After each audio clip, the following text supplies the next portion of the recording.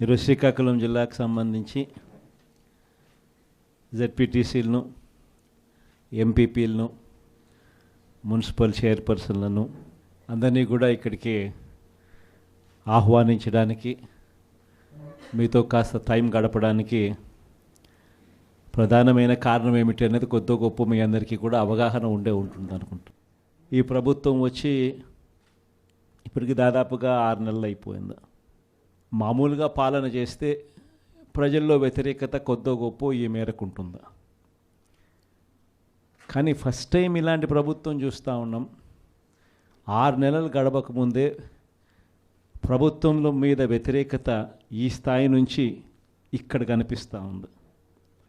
ఈ రోజుకి కూడా మన జెడ్పీటీసీలు కానీ, మన ఎంపీటీసీలు కానీ, మన సర్పంచులు కానీ, ఎవరైనా కూడా ఏ గ్రామంలో అయినా కూడా, ఏ ఇంటికైనా కూడా గర్వంగా తలెత్తుకొని పోగలుగుతాం.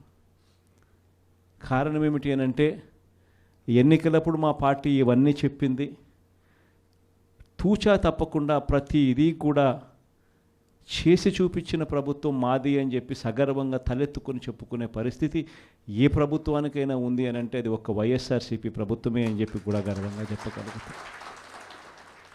నిజంగా దాని క్యాంపెయిన్ మనం ఎంత తీవ్రమైన క్యాంపెయిన్ జరిగింది అన్నది ఒకసారి గమనించినట్లయితే, ఏ ఇంటికి ఎవరు పోయినా కూడా తెలుగుదేశం వాళ్ళు, తెలుగుదేశం ఎమ్మెల్యే నుంచి, తెలుగుదేశం కుటుంబ సభ్యుల నుంచి, తెలుగుదేశం పార్టీ కార్యకర్తల దగ్గర నుంచి ఎవరు పోయినా కూడా ప్రతి ఇంటికి వాళ్ళు చెప్పిన మాట, ఇంట్లో ఎవరు కనపడినా కూడా, చిన్నపిల్లలు కనపడితే స్టార్ట్, నీకు 15,000, నీకు 15,000, నీకు 15,000, సంతోషమా? అంతకన్నా అంతకన్నా కొంచెం పెద్దోళ్ళు, తల్లులు కనిపిస్తే చాలు, అమ్మలు కనిపిస్తే చాలు, నీకు 18,000, నీకు 18,000, నీకు 18,000, సంతోషమా? అంతకన్నా ఇంకా కాస్త పెద్దోళ్ళు, ఆ అమ్మలకు సంబంధించిన పెద్దమ్మలు, వాళ్ళ అత్తగారు కనిపిస్తే చాలు, నీకు 48,000, నీకు 48,000, నీకు 48,000, సంతోషమా? 20 ఏళ్ళ పిల్లోడు ఇంట్లో నుంచి బయటకు వస్తే చాలు, నీకు 36,000, నీకు 36,000, నీకు 36,000, సంతోషమా? ఇంట్లో నుంచి రైతు కండువా వేసుకొని బయటకు వస్తే చాలు, నీకు 20,000, నీకు 20,000, నీకు 20,000, సంతోషమా అనే మాటలు ఈ రోజుకి కూడా నా దగ్గరికి మన ఎమ్మెల్యేలు కూడా నా దగ్గరికి వచ్చి చెప్పారు. చాలామంది కూడా చెప్పినారు, అన్న ఈ రకంగా చెప్తా ఉన్నారన్న, మనమేమో కుటుంబం మొత్తానికి సహాయం మనం చేస్తూ ఉంటే వీళ్ళు ఇంట్లో ఉన్న ప్రతి ఒక్కరికి కూడా మేము చేస్తాము అని చెప్పి చెప్పడం మొదలు పెడతా ఉన్నారు. ఈ అబద్ధాలకు మనం తట్టుకోలేమున్నా, మనం కూడా ఏదో ఒకటి చేయకపోతే, ఏదో ఒకటి చెప్పకపోతే ఇబ్బంది పడతామన్నా అని చెప్పి కూడా చాలామంది ఎమ్మెల్యేలు నా దగ్గర కూడా వచ్చి చెప్పారు. కానీ చెప్పినప్పటికి కూడా నేను చేయలేకపోయా. ఎందుకు చేయలేకపోయినాను అని అంటే, ఈ రోజుకి కూడా అంటారు చాలామంది ఎమ్మెల్యేలు నా దగ్గరికి వచ్చినట్టు కూడా, అన్న నీతో ఒక సమస్య ఉందన్న అంటారు.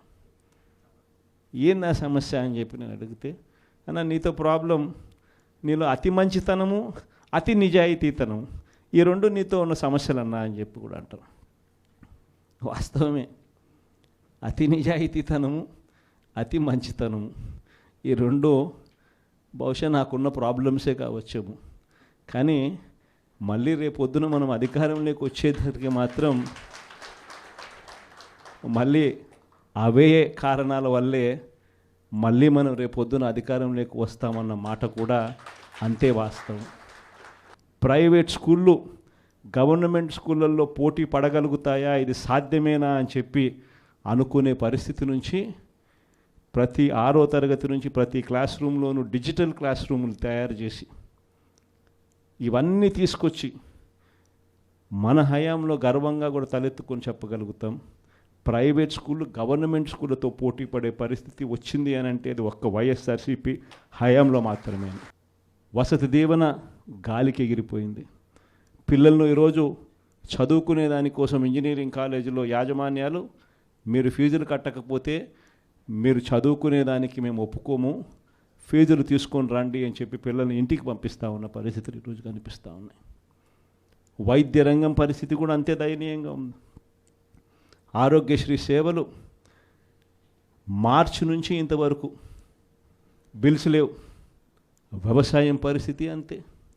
ఆర్బీకేలు స్థాపించి ఈ క్రాప్ పెట్టి ట్రాన్స్పరెంట్గా పారదర్శకంగా ఉచిత పంటల బీమా అమలు చేసి దళారీ వ్యవస్థ అనేది లేకోకుండా ఆర్బీకేల ద్వారానే పంటలు కొనుగోలు చేసి ప్రతి రైతుకు తోడుగా అండగా నిలబడే కార్యక్రమం మనం చేస్తే ఈరోజు ఏ రైతు ధాన్యం కొనుగోలులో ఏ రైతుకు కూడా కనీస మద్దతు ధర రాని పరిస్థితిలో ఈరోజు వ్యవసాయం చేస్తూ ఉన్న పరిస్థితులు ఈరోజు కనిపిస్తూ ఉన్నాయి.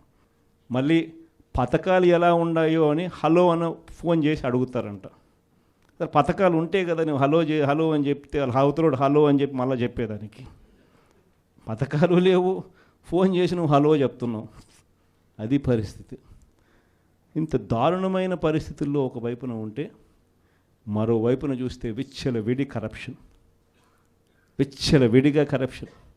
ఇసుక రేట్లు మనకన్నా తక్కువ రేట్లకు ఇస్తామన్నారు. ఈరోజు చూస్తే కనీసం ఆ రోజు రాష్ట్ర ప్రభుత్వానికి కనీసం ఖజానాకు డబ్బులు వచ్చేటివి. ఈరోజు రాష్ట్ర ప్రభుత్వానికి రూపాయి కూడా డబ్బు ఆదాయం రాకపోగా ఇసుక రేట్లు చూస్తే డబల్. ఈరోజు మద్యం పరిస్థితి చూస్తే గవర్నమెంట్ నడిపే మద్యం షాపులు పూర్తిగా రద్దు. ప్రతి గ్రామంలోనూ వేలం వేసి బెల్ట్ షాపులు 2 లక్షలు 3 లక్షలు అని చెప్పి వేలం వేసి మరీ బెల్ట్ షాపులు నడుపుతూ ఉన్నారు.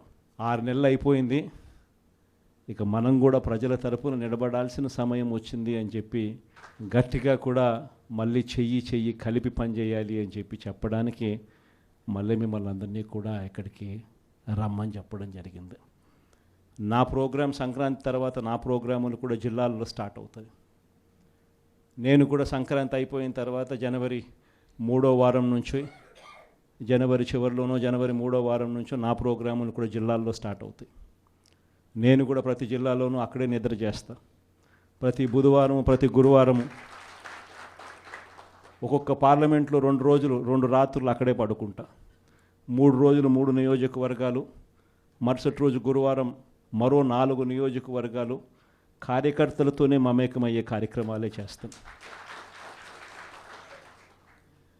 ప్రోగ్రాం పేరు కూడా కార్యకర్తలతో జగనన్న పార్టీ బలోపేతానికి దిశ నిర్దేశం అనే ప్రోగ్రాంతోనే ఆ ప్రోగ్రాంలో కూడా అడుగులు ముందుకు వేస్తాం. ఆ ప్రోగ్రాం జనవరి 3వ వారంలో నా ప్రోగ్రాంలు స్టార్ట్ అయ్యేసరికి మీరేం చేయాలి అనే కార్యక్రమం కూడా చెప్పడానికి కూడా ఈరోజు మిమ్మల్ని అందరినీ కూడా ఇక్కడికి ఆహ్వానించడం జరిగింది.